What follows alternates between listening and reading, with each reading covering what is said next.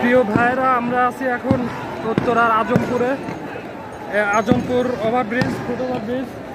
এটা বিএনএস সেন্টারের foot overbridge. বর্তমানে আমি একটু পিছিয়ে আসছি গ্যাসের কারণে। আমি অসুস্থ হয়ে পড়েছিলাম।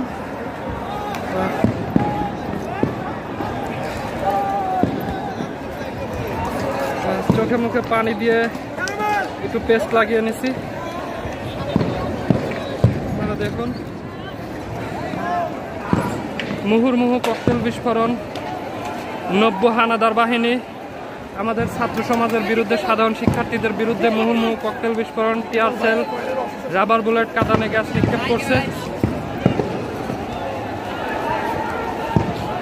আল্লাহ আমাদের সবাইকে হেফাজত করুক, নব্যকার রাজাকার থেকে আমাদের রক্ষা করুক।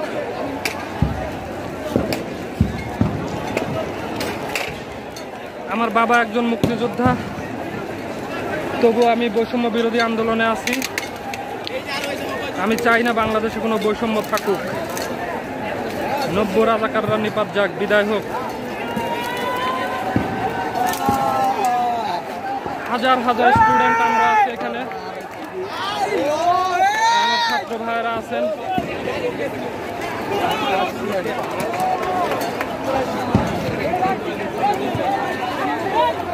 নব্য রাজাকারেরা দেখছেন সম্ভবত ককটেল মারছেন, গুলি চালাচ্ছেন। এখন গুলি চালাচ্ছেন, যার কারণে ছাত্র ভাইয়েরা একটু পিছনে আসছেন। সামনে আসেন, সামনে আসেন।